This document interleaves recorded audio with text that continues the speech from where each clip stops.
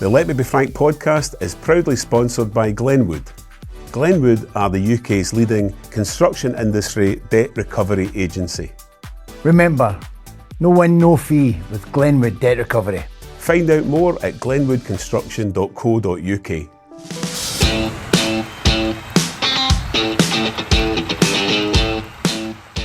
Welcome to the latest episode of Let Me Be Frank podcast with myself, Simon Houston, Frank McAvenny. Hiya. And today it's going to be a bit of a centenary season special because we have the great Billy Stark with us. Hi Billy, how you doing, Stark? You alright? Aye, good to be here. New surroundings. We've got new surroundings Like today, it? just for you. You tell me, aye. Yeah, It looks, it always was. wanted my name and lights, it's right behind you. Look. Aye, I know. Bit bluish. We went with the title because Let Me Be Simon didn't really work. No, You two have an awful lot to talk about, not Yes. just in Celtic, centenary season teammates, but St Mirren as well and various other things. But we were there for many years, weren't we? Before you moved to Aberdeen. It was great. I was in once, I played left and you both played right. That's right. you were at 8 seasons at St Mirren. 8 seasons, aye. What age were you? Were you about 12 when you... You old charmer. I was 18. I actually played a trial down at Selkirk. I was playing secondary juvenile along with Frank McDougall, would you believe, Annisland Waverley.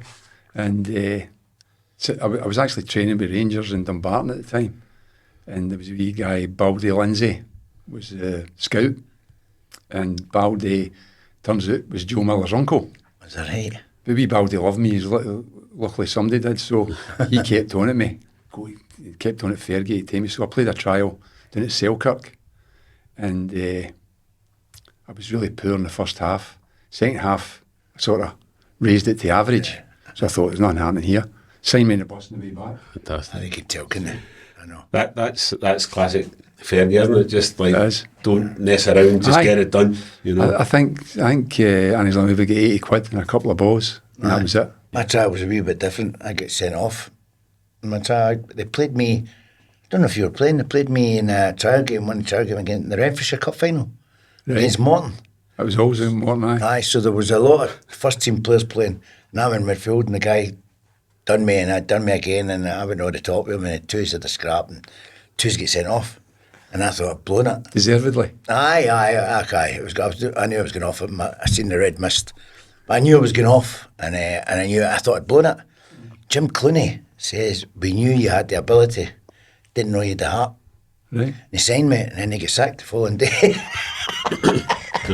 So What he I never even seen me train. Well, I remember about, I thought it was maybe your first game was down at Berwick. Aye, I was there. Pre-season game? I'd signed in, but that You'd time, I had signed, but that time. Did you know much about him, Frank, at that point? No, this ginger, curly-haired boy, summed up, skinny as anything, and could run all day.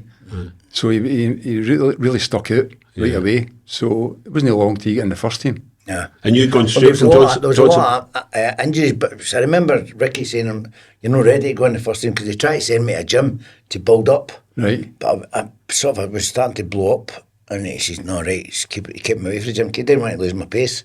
Of course. And there was a lot of injuries, and that's when I got playing. My first game was at Brimfield. It's usually how you get your breaks in. But just because it was, we'd a great team. You, Lexi, Tony Fitz. Aye. We had some team in there, you know, Good we had a teams really enough good team in during there. my time. Billy Abercrombie, you know. One of my first ever Good away place. games watching Celtic was at Love Street, and I think it was a 3-3 draw, and it was maybe the late 70s. So it was, aye. I remember playing that A game. big guy called, was it Bobby Reid? His name was? Bobby Reid. Yeah. I'm sure he scored. Well, that was before your time, but Before Bobby my Reid was time, going to be aye. a top centre-half. Yeah. And you get I think he was playing for a Scotland select up in the Highlands, and he got a cruciate. Really? And in the days that Because was no good news. Yeah. He wasn't much recovery, so that was it. I'm finished. But that was it, that St Mirren team at that point. I mean, and it stayed together for a few years as well. It was like, in those days, you didn't get a good team that suddenly get broken up, you know, probably a right few years. Well, the thing was, freedom of contract wasn't in. Of course, I moved to Aberdeen in '83, and that was the first year of freedom of contract, which meant until that time, if you signed for a club, until they decided to get rid of you, you were stuck with them. Yeah. As long as they offered you the same again the next year. So '83 was the first freedom of contract, and that meant a club could sign you if they were willing to go to a tribunal. So signed for Aberdeen. But the St Mirren days, a long time. Obviously, the first 3 years was Sir Alec, and he was sort of forming himself as a manager, and it was interesting times. I remember we played Motherwell, and we used to meet at the top of Buchanan Street in the old days, in the centre of town. British Rail House was up there, and we parked the car, got the team bus came, took us to Motherwell. My memory's playing tricks. I was sure we'd won the game, but he wasn't. He went mental after the game, absolutely ripped through us. He stopped the bus at the top of Alexandra Parade and threw us all off. We had to walk or get taxis up back to the top of Buchanan Street to get the cars. Aye. So you might have won. You just might not have won. You might not have won the way he wanted. Exactly. Aye. I've got a recollection of a game at that point, Motherwell Fir Park against the Mirren Cup. That was absolutely stowed, and it might have been. I don't know if it was that. But the St Mirren one. It wasn't the same game, but Motherwell beat us 2-1. But Motherwell had that was how would I put it? That can't get away from it. It's the dirtiest team I've ever played against. It's me, Stuart McLaren, Peter Miller, Willie McVie, Willie McVie, Gregor Stevens, and they absolutely got wired into us. So wouldn't they been a little bit total football or anything? No, it wasn't one any day. In fact, the manager was Jim McLean's brother, Willie McLean. But they were an effective side, let's put it that way. Willie Pettigrew up front. Oh, right. Scored the goals. He can score goals, could he? I also remember a game, I might have been the Scottish Cup 2 at Love Street against Dundee United. That was the previous round. That's what got us through to play Motherwell in the Was it not a hammering? Was it not? We won 4-1, aye. And Dundee United were top of the league at the time. Yeah. But it was quite an icy ground. I can picture the kind of, the frosty surface. It was one of the days he just went for us, because they had a good team, Dundee United, in the time, Davy Neary and Paul Sturrock and all the rest of it. So it was a good team, didn't he? Even when I came in, Aberdeen and Dundee United were the two the new firm they were calling them, weren't they? Absolutely. And they were always there. That was a nice wee bit of fun for St Mirren fans. So we'll move on a wee bit. Before we do, a couple of things to mention. So you might have noticed in front of us we've got some books here, which we'll talk about later on, but there'll be a giveaway for very lucky Celtic fans who want to do what you have to do to enter the competition. Basically, it'll be very straightforward. It'll be a case of subscribe to the podcast. It's free, isn't it, Frank? Yes. Press a button. And we've got some of these books written by Matt Corr, Celtic historian, CelticStarBooks.com online, but also all official Celtic stores. But we have a few to give away, so hit the subscribe button and leave a wee comment in the comment section as well. And you might be a lucky winner. And also, I want to mention a guy who got in touch, because we're building up the followers. Loads of folk getting in touch on YouTube and various other places. A guy called Shug Valente. He's based out. Is that a right name? That is his name, aye.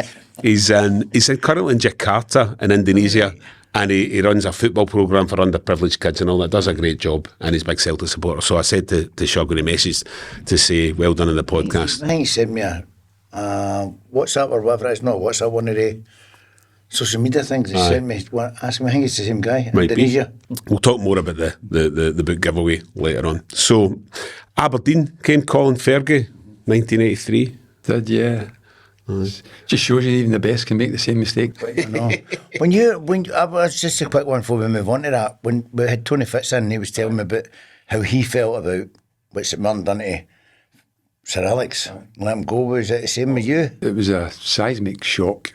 Yeah. Obviously, we'd won promotion and then we'd established ourselves in the Premier League. And I can't remember too much about it other than obviously the end of the season comes and there was a wee bit of speculation. Next thing, they've sacked him.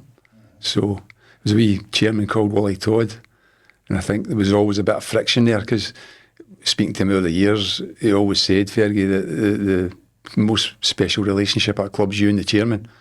And I think he had that with Dick Donald at Aberdeen, but unfortunately didn't have that at St Mirren, so it resulted in them getting rid of him. I'm sure they regret it to this day.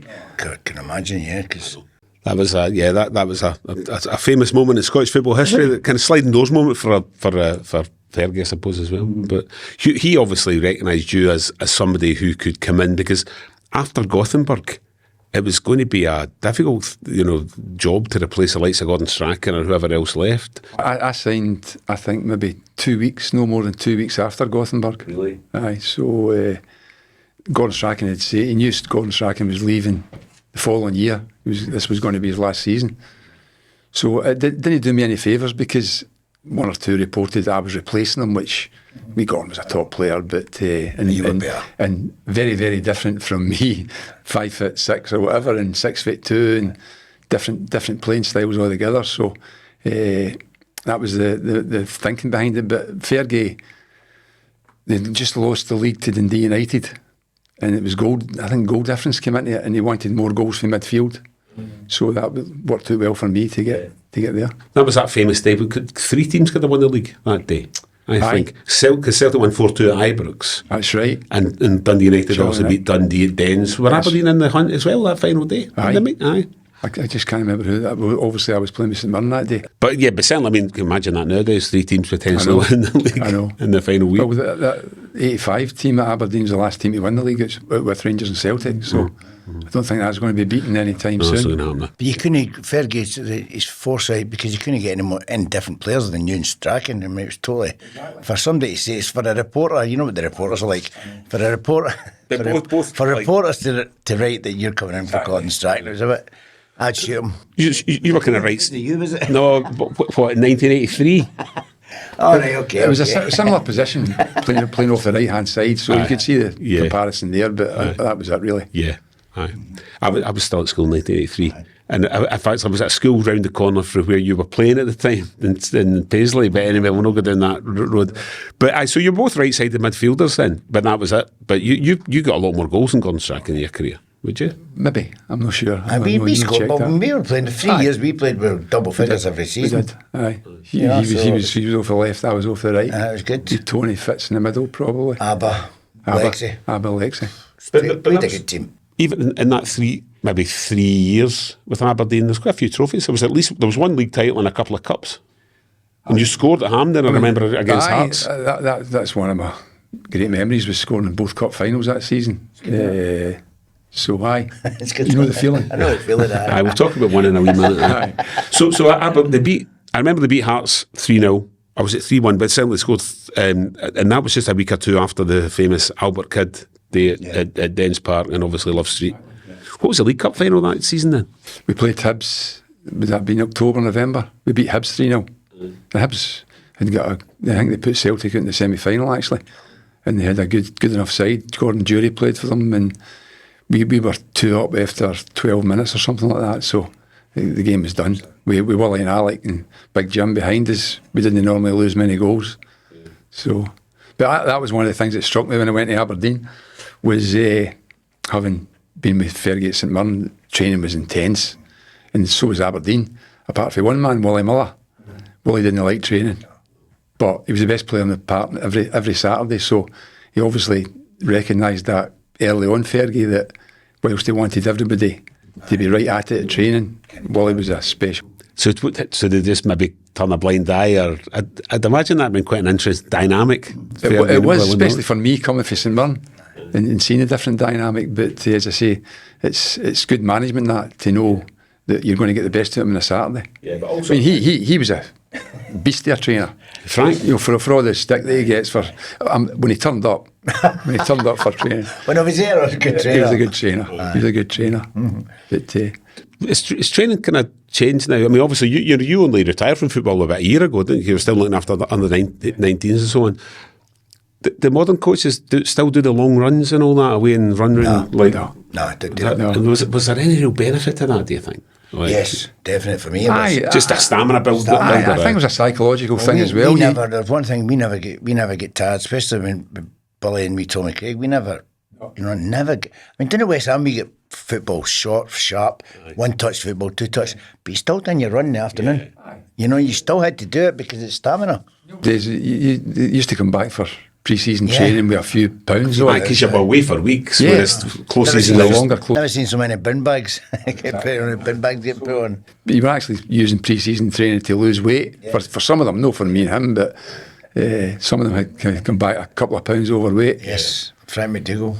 Aye, McDougall. Well, that's what I'm saying. I endured the 3 Franks, McGarvey, McDougall and McAvenny. So he come through a career and survived that. Medal. And of course I had him twice and I had McDougall twice. Well, 3 times for McDougall because I played 70 to Juvenile as well. I did say did, So he came to St Mirren And Some boy at Aberdeen as we'll well. not start on stories when McDougall will be here all day.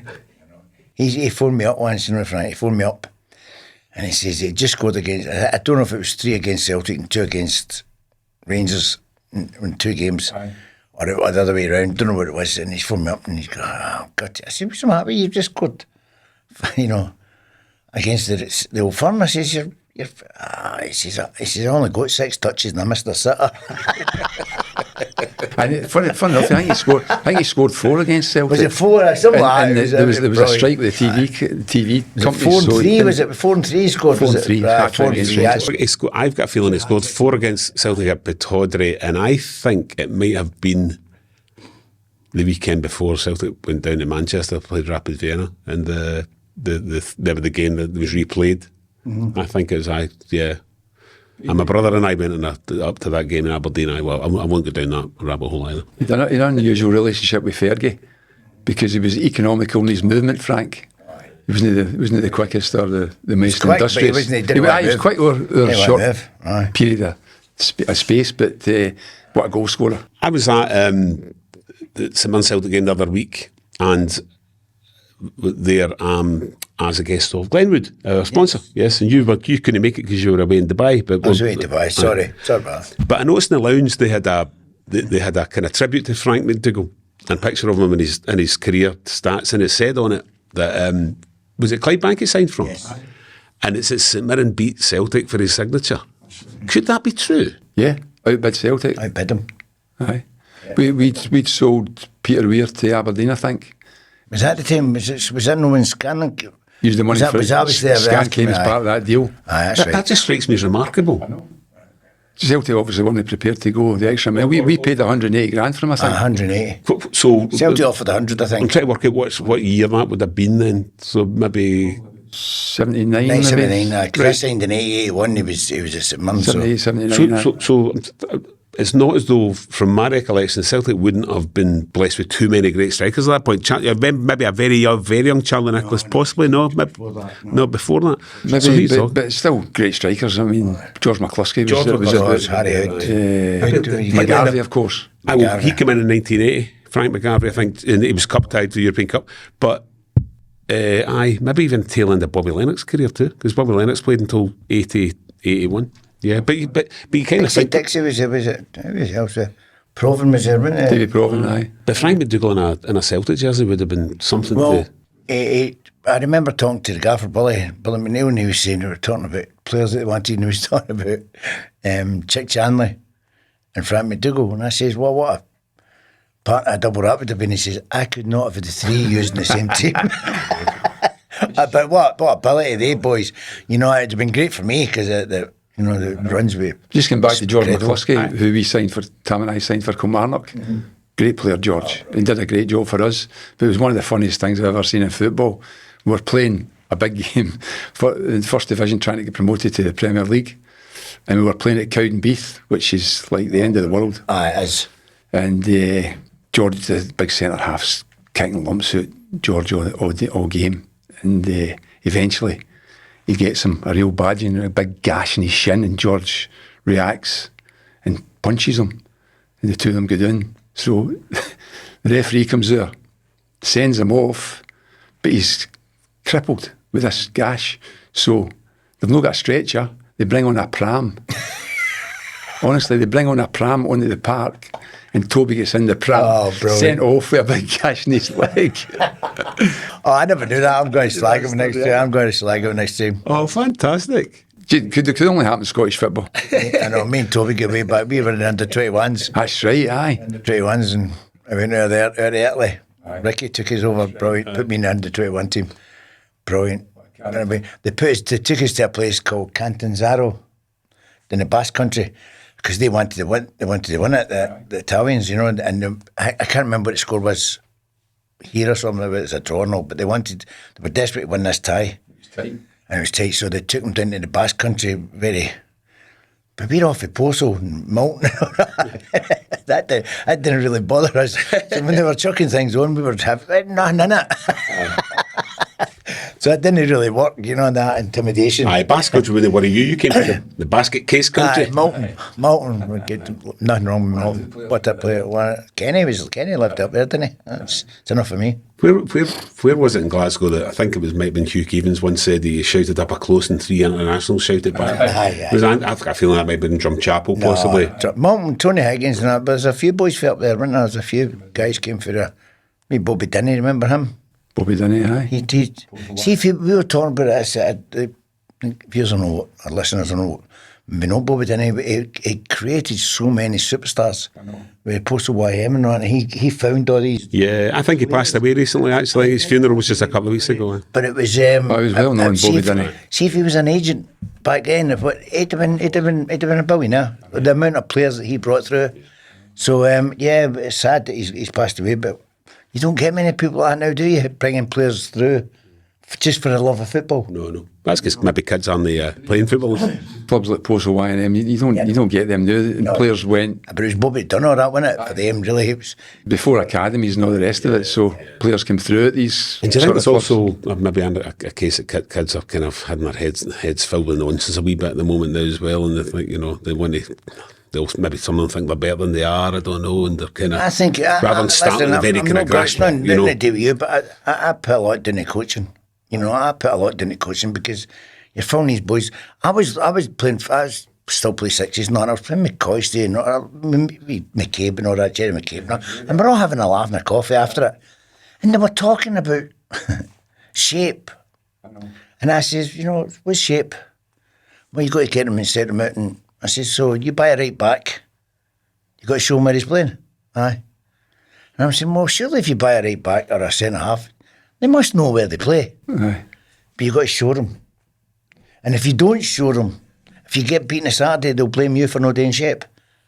Now, if anyone was like that and I was a manager, they wouldn't be in my team. They wouldn't be anywhere near me. It's a bit more sophisticated nowadays, isn't it, about that? But it still comes back to players. Childish, good players. Yeah. But we change things on the pitch. They don't do that now. They don't do that Look now. at the dugout. You know, I mean, many times I'm up front, you go back, come back in midfield, we're overrun.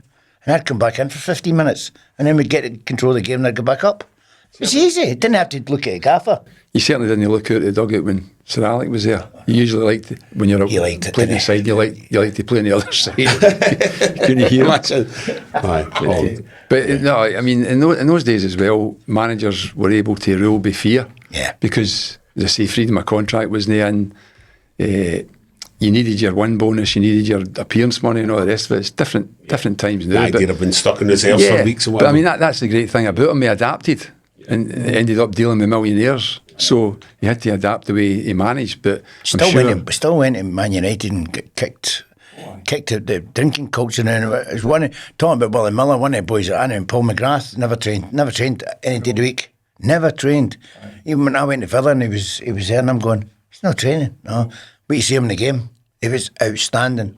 And he couldn't train because of his knee. Yeah. I was like my last season at Aberdeen, Willie was like, couldn't train during the week, just played on the Saturday. But he was, I suppose, had that kind of natural fitness that he maybe, I don't know, kind of assuming that he looked after himself and he didn't have to kind of, you know. But to give you an example of the fear that Fergie instilled through his players, we had a gym. Well, I'm saying a gym with a room just off the physio room in the corridor on the way up to the exit door in Pittodrie. And there was a full-size snooker table. You can imagine McDougall. Yeah. There was a full-size snooker table. So what happened was when you get your treatment, the boys went to train. If you were injured, the boys went to train and you went in. And there was a multi-gym. Remember the multi-gym? It was just like a column. And there's 4 sort of different exercises around about it. So of course, as soon as they went to training, you're right on the snooker table. So there was me, Stuart Kennedy was injured all that season, Tatty Cooper and Ian Angus. He was a good player, Ian. He scored for Motherwell in the cup final. But so we were on the injured list at that time. And we listened to them going in the twin tub, as we called it, going up to Seaton Park to train. And when we knew they were away, right, get the snooker cues out, play away. So Fergie had he used to always clear his throat so he could tell when he was coming. So anyway, we're right at it. And it was quite tight at the top of the table at the back of the room for playing snooker. But Ian Angus was up there, and me and Tatty and Stuart Kennedy were in the bottom of the room, and all of a sudden it's quite quiet. We're playing snooker, and we heard the come along the corridor. Oh, it's panic station. So Ian Angus was up the top of the table, so he was trapped. So we all jumped on the multi-gym. We were giving it that. And Og's like the rabbit in the headlights at the top of the table with the snooker cue. And Fergie comes in the door and he goes like that with the snooker cue.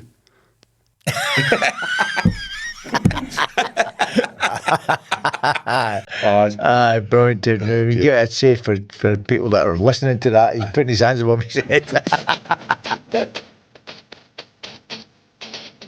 And before we go any further, a quick shout out to our sponsors, Glenwood, the UK's leading construction industry debt recovery agency, business to business debt recovery agency. And thanks to Glenwood for all their help with the podcast. They've done great. And also a reminder that there's still time to enter the competition if you're a golfer and you want to take on Frank and myself at Glen Eagles. On the Queen's Course. On the Queen's Course. Lovely course. And you'll see how good Frank is chasing the birdies. Yeah, chasing the balls. 17th of April is the deadline for that, and there's, all the details of how to enter are on our socials. And also thanks to Glenwood, because they played a part in giving us these wonderful books, which we are offering as a giveaway. There are five books, all written by Matt Corr, and they're available at the CelticStarShop.com. and also all good Celtic official outlets. So if you want a chance to win one of these books, dead simple, just subscribe to Let Me Be Frank podcast. It's free to do it. It's dead easy. Just hit the subscribe button and leave a wee comment. And thanks again to our sponsors at Glenwood. Don't forget to tell them Frank sent you. So we're 25 minutes in. We haven't really talked about the centenary season, which was one of the main reasons for getting you two together. So we have lots to talk about. Mm-hmm.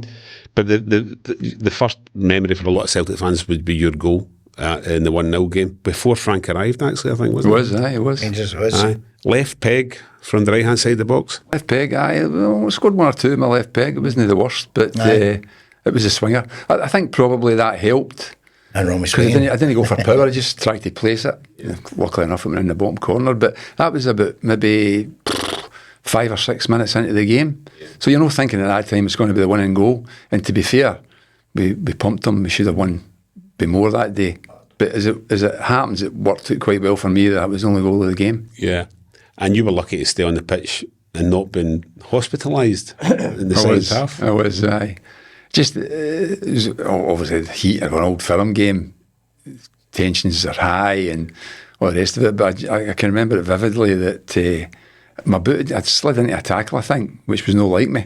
Mm-hmm. And my boot came off. So I had my boot in my hand.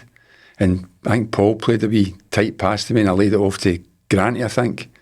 And next thing, I knew he was coming. So I managed to get my weight off my leg. Oh, right, I see. So you were holding the boot when Graeme Souness tackled you. I thought the boot had come off when he actually... No, it was already off. So I don't know whether that induced him to do that, but he was a top player, Graeme Souness, but he had that bit in him.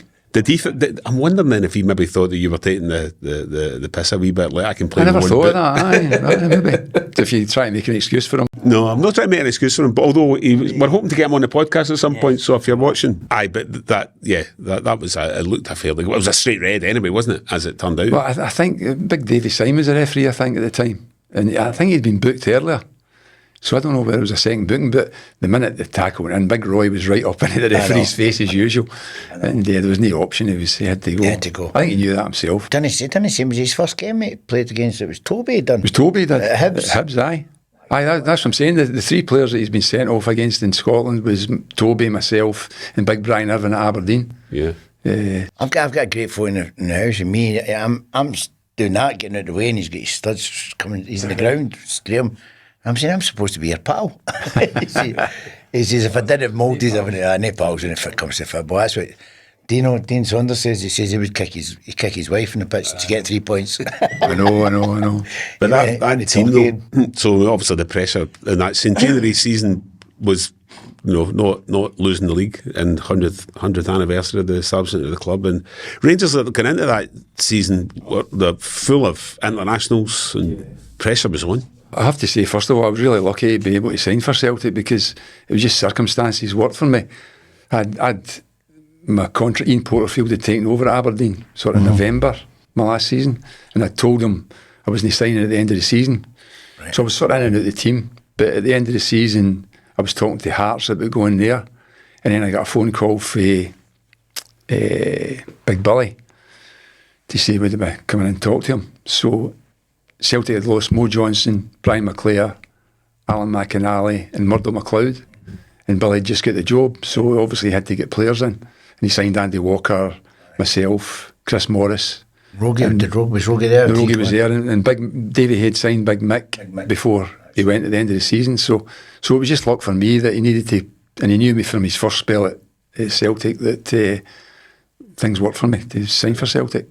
And you were 30. I was 30. Aye. Yeah. Which we were discussing earlier on. It's not something you see that often, like the kind of tend to sign project younger players, but it was an important season, but you couldn't. There was no projects in that team, was there? No. There was not one position. It was a project, so it was. We had to get. That's a very good point. It was to underline that, just jumping on when Tommy was manager at Celtic and I was assistant. We the 9 in a row season, trying to stop the 9 in a row. We were trying to get Andy Townsend, who was a Republic Island captain. Of course, yeah. I think, if I remember correctly, it was maybe 600,000, something like that. Yeah, I think he was 31 at the time, and Fergus wouldn't give us the money. Really? Wouldn't give us the money, and yet later on he gave us $3.5 million to sign Alan Stubbs. So it was all a plan. Fergus obviously had his vision for Celtic, which we're all grateful for now, but at the time... So he thought that was a waste of money on somebody at that age? Yeah, exactly. There was no sell on. And he very much a businessman. That's interesting, Andy Townsend in the Celtic. I hadn't thought of that. Because Paul's ankle had gone. It was around about Christmas time. And we knew we needed racehorses in the middle of the park, and we tried to get Andy Townsend, aye. So you're right, there's no many signings at that age. I was thinking, and from a Celtic perspective, Aaron Moy recently might have been somebody that, there was never going to be any sale on him either, but he came in 30 plus, and for a season. Well, that's the thing in football. Sometimes there's short-term things you need to do, and sometimes, most of the time, it's longer term. When I was 26, 27, I think I was. Aye. 26, 27, so. Yeah. So the obviously it all panned out pretty well. 88. And well, you knocked out the League Cup, didn't you? I don't know who did you say didn't use? Did you hear that? Did you hear that? That had nothing to do with it. Nothing to do with me. They get knocked out. You get knocked out. I think Dundee United knocked us out of Tannadice. I remember. You get knocked out in the weekend, and then the following week come in for me. That was could have been the treble. Could have been the treble that year. Aye. So then the next big milestone in that season, he ends up in court. Right, and in this very podcast a few weeks ago, he was making the point that when he was getting set upon by 3 Rangers players, all his teammates were. I know, I've noticed that myself. Actually, I don't know what that was about. They're all run away from me. Granny's run away, and he's getting all right. People come on, left him to go on with it. Andy Walker, his take on it was that everybody was following Big Billy's instructions. Don't get involved. Aye. Well, funny enough, the wee referee that day was a wee guy called Jimmy Duncan. He was a fifer, I think. Aye. And when he came in the dressing room before the game, he was a bag of nerves. Aye. So it didn't augur well. And of course he didn't help. He never reffed a game again. Never a top game. I know. I was at a dinner the weekend, and the guy was saying, my pal's Jimmy Duncan. I says, all right, an idiot. It might be that because it was right in front of Broomlow, and the rest of you thought he'll be fine. Maybe he'll be fine. He could have just got me and Chris together and says, look, you two, stop. I know. Cut it out, and that'd have been it. It would have been finished, The point is, I hit Chris. Aye. And it was a free kick, but he gave a corner.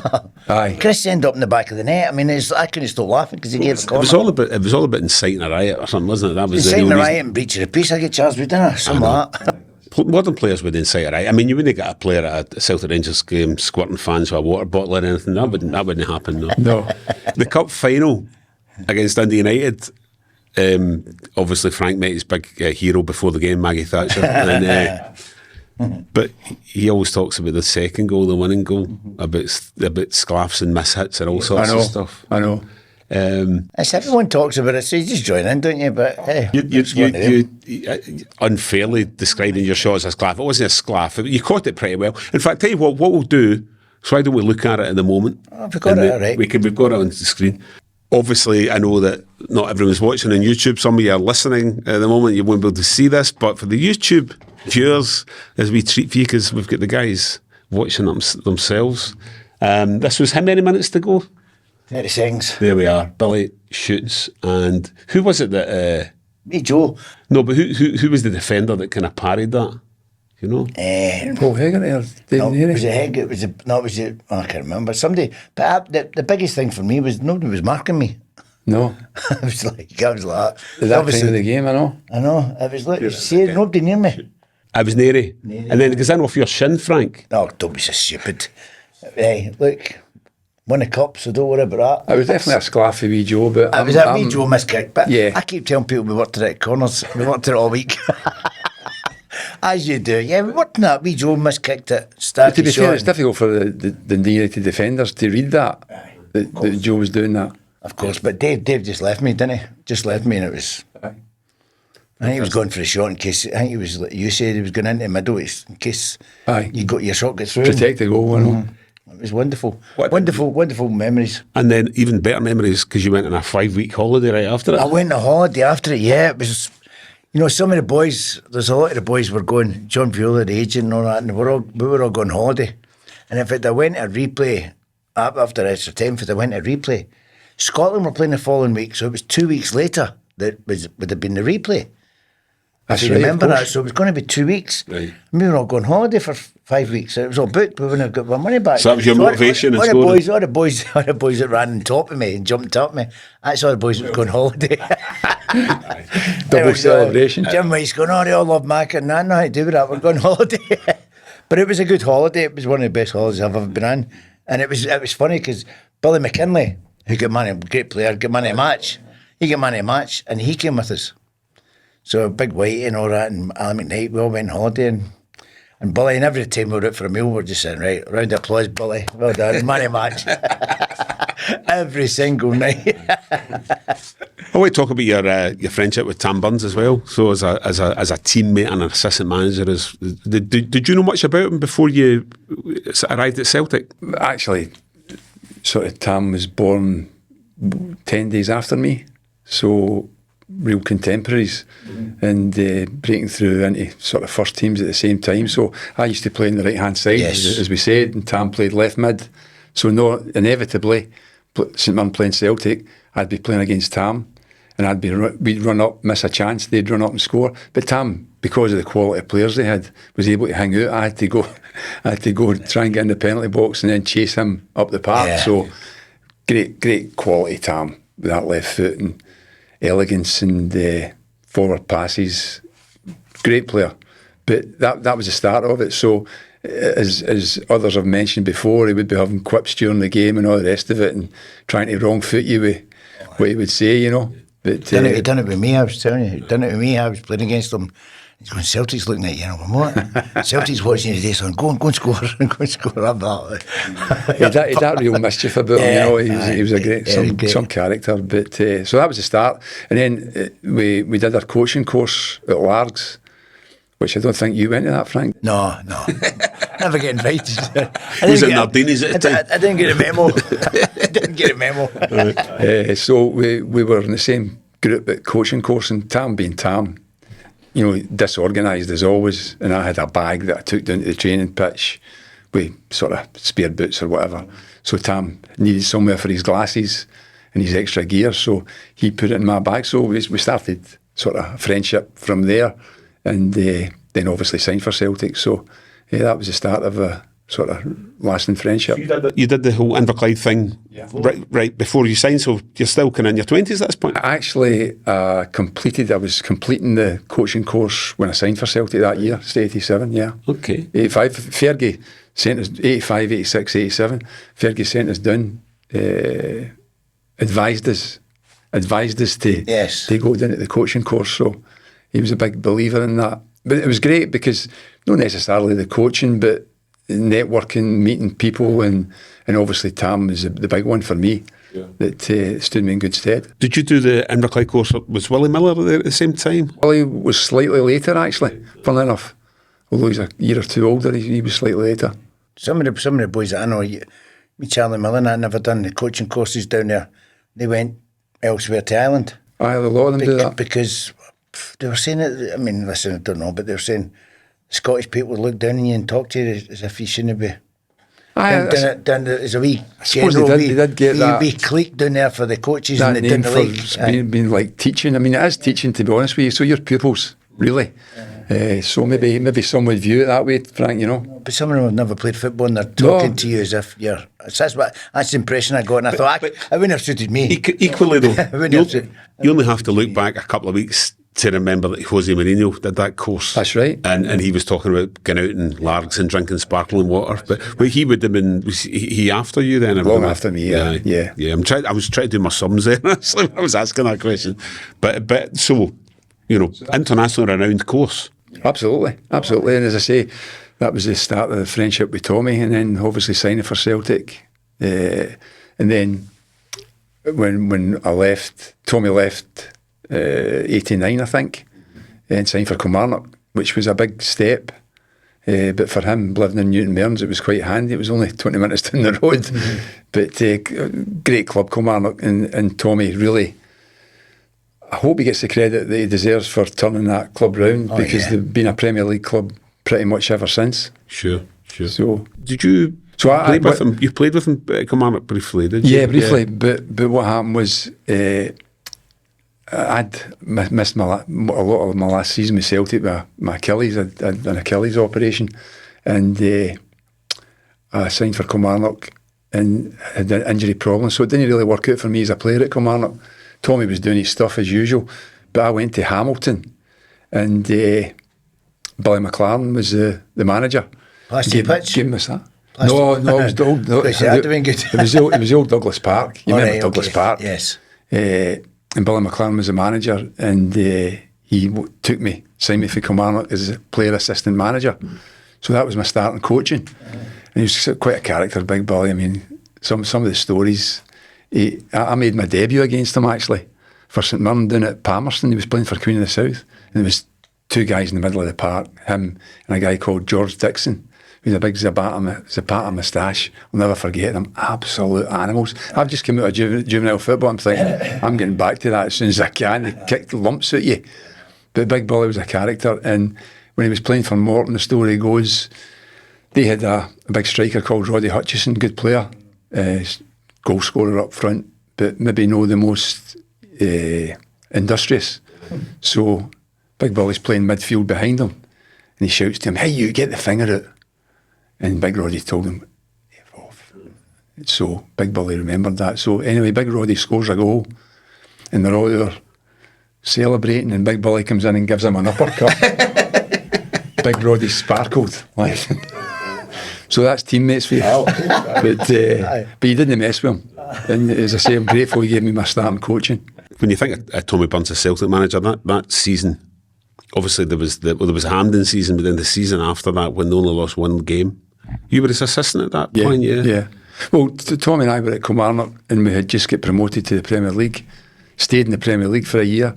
We signed new contracts at Kilmarnock because we were really enjoying it, and the Celtic job came up, and Tommy obviously had said you can't pick and choose. We were only 37 at the time, but you can't pick and choose when you get the opportunity. So that was the start of a whirlwind 3 years in lots of ways. In actual fact, I had to go to a tribunal to get to Celtic, and at the end of that season, the week of the Scottish Cup final, we played Airdrie, and we were at a tribunal in the Westerwood Hotel, still at the end of that season, still trying to get the thing resolved. So it wasn't easy. No, that's a distraction you don't need. But that period of, you know, it was such an attractive team. Mm-hmm. And, you know, it was obviously with the three amigos and that kind of stuff, you know, and Andy Tom, and very attractive team to watch. Very unlucky when it came to actual trophies as well, though. I mean, I think so. I mean, I think you have to look at across the road and the opposition there, and look at that Rangers team and think they would be among the best Rangers teams ever.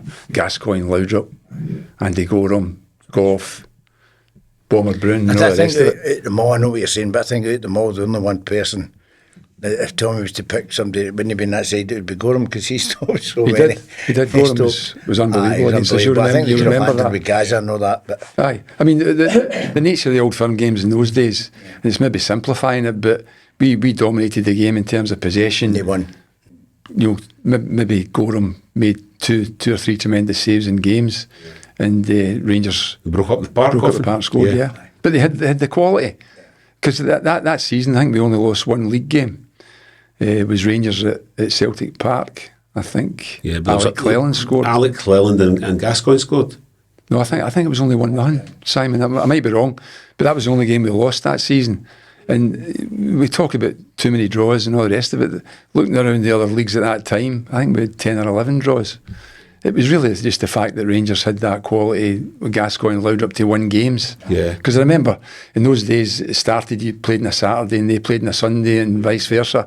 And you would be listening, of course, you'd won your game on Saturday, you're listening to them on Sunday, and they scored late on. I can remember Kirkcaldy, Easter Road, getting late goals, which, to be fair, we were no bad at that ourselves. But Done that quite often, didn't we? sometimes you just have to hold your hands up. You couldn't have done much more. But having to manage guys like Paolo Di Canio as well must have been fun at games. We could actually have a podcast on this subject on its own. I never came across anybody like that in my life. I mean, an absolute genius of a player. I mean, genius. And you know what they say about genius? It's close to madness. And that was Paolo. I mean, a couple of things. We remember training at Barrafield, and Big Marsh was the goalie. Just a small-sided game. And he didn't throw the ball out to Paolo. So Paolo throws a strop, storms away up the road, just walks off the pitch and storms away up the road because he didn't pass to him. So Tommy had to go on the blower to Davy Hay, was back at the park, make sure you get him. Tommy had to go up to his house at night with flowers for his wife and chocolates and all the rest of it. So that was Paolo. You've never done that to me. Another one, I know. Another one was one morning, middle of the week, we're training, and Paolo says to Tommy, "We must have a meeting." And Tommy says, "What do you mean?" The players, we must have a meeting with the players. So Tommy says, "Okay, fair enough." So the old players' lounge at Celtic Park, all the players are gathered in there, and we're wondering what's going to. So Tam gives Paolo the floor, and of course there was Paolo and George, sort of Latin Europeans, and the Northern Europeans, Andy Tom and Pierre Hoydon. So Tam gives Paolo the floor, and he walks over and he says to Van Hoydon, "Why you no pass to me?" And that was it, all kicked off. So Tam just let it run, and it actually worked out okay, because they ended up making a joke of it. We left to go up to Barrafield to train, and Big Van Hoydonk came with a plaster on his head as if he'd been in a fight and all the rest of it. So anyway, but that was Paolo. Just you never knew what you were going to get every day. But what a trainer as well. Aye. Fantastic trainer. Seen him a couple of times in the West Ham, and the boys were saying, but he's just mad at the Fox area. Honest to God, the boys used to wind him up. He used to come in with Rupert the Bear, one of his Rupert the Bear coats on, yellow thing. The boys were like, "What are you doing?" I liked his style, didn't he? Yeah, but that was the steps. Maybe style for him.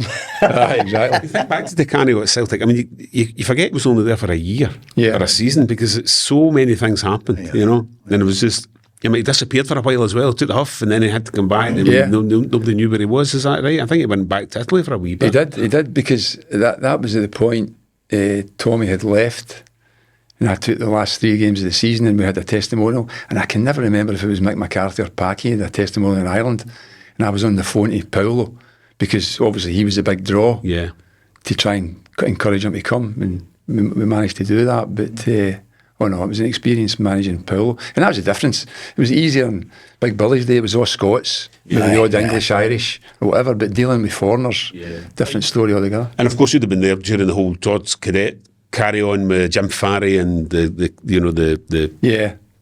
signing of the papers. I mean, me Fergus, you would love to have been me Fergus's lawyer. That meter was running every day, because obviously he went for Jim Farry and was proved right. So, what did you think of George Cadete as a striker? I've said this before to my pals, and present company excluded and all that, but I thought George Cadete was probably one of the most prolific goal scorers I've ever seen in a Celtic team. Yeah. As in, goals per minute, whatever.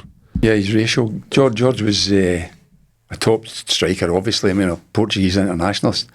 And we were quite excited to get him.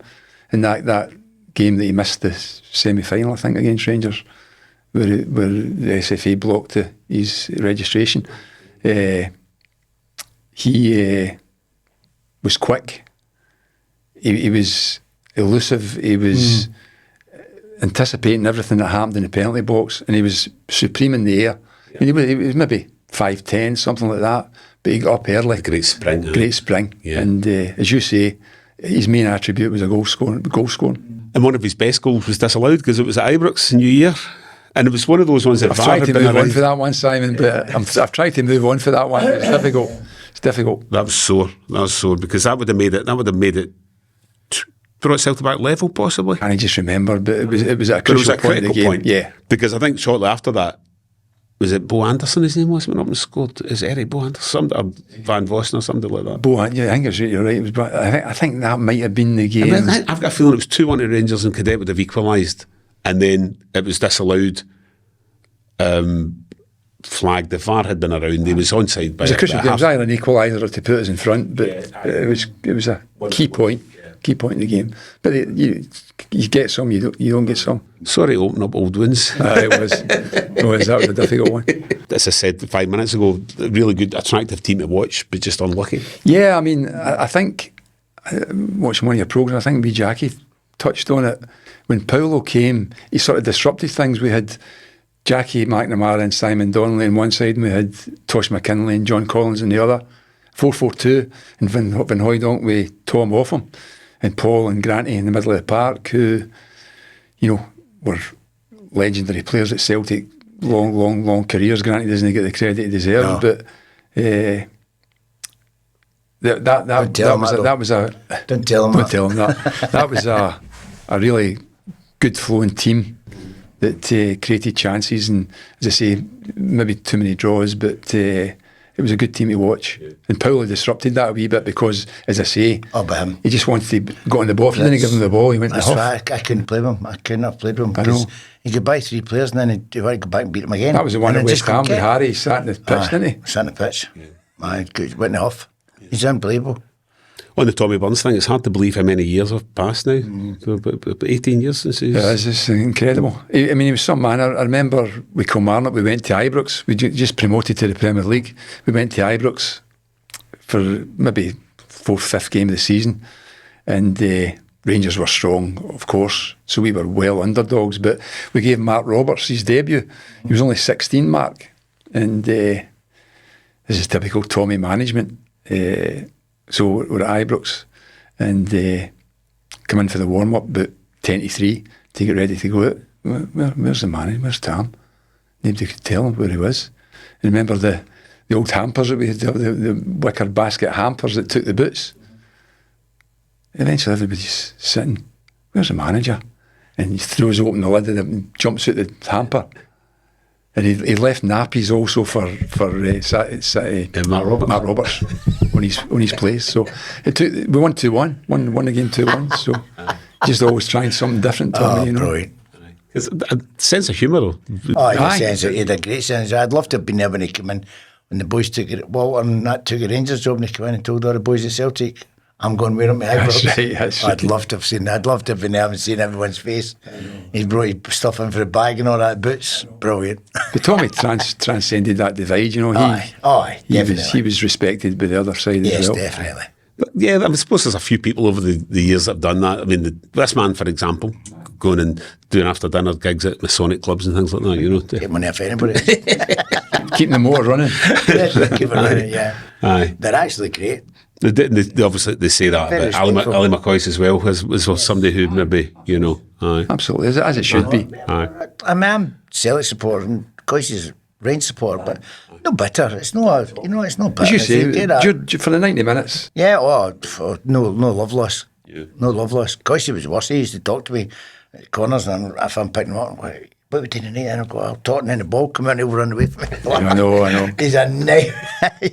I get very quickly catched onto that one. A quick reminder to everybody to hit subscribe, Yes. because we keep forgetting to do that. You need to keep on top of that with me as well. I know, I keep forgetting. Right.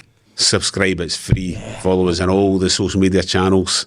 And if you're a businessman and you fancy sponsoring us too, we're always on the lookout for more sponsors. And we will continue to deliver brilliant guests like this man with us today, Billy Stark. I was just going to say, so that's a year out of football now, so you enjoying life? Are you kind of enjoying retirement? Well, I've got five grandchildren. Really? So 3 boys, 2 girls, and I've become a taxi driver as part of it. Good. But absolutely loving that. And my main football interest now is watching my grandsons on a Saturday, Sunday. Brilliant. So, aye. Does that put a bit of pressure on their coaches, knowing that somebody like ourselves on the touchline? I don't know, but I certainly don't get involved at all. Just enjoy watching them. And they're doing fine, they're doing well. Although I imagine if I was like running a kids team and I knew you had somebody like yourself along the touchline, I wouldn't be slow in saying, what do you think yourself? I know, no. Actually, my son-in-law helps to coach one of the teams, Houston. So he's always looking for wee tidbits, but I keep quiet and don't get involved because maybe end up making a fool of myself. Well, you still haven't made a fool of yourself here, because this has been brilliant. This has been really enjoyable chat. I enjoyed it. Lots of great memories and stories we hadn't heard before either. I love that one about the Tommy Burns having to take flowers to Paolo, chocolates. Brilliant. We will wrap it up there, but join us again. Thanks, Billy, for joining us. Absolutely brilliant. And Enjoyed it. We'll be back again soon with another episode of Let Me Be Frank podcast, and we've got some more crackers lined up for you. So we'll see you soon. Take care.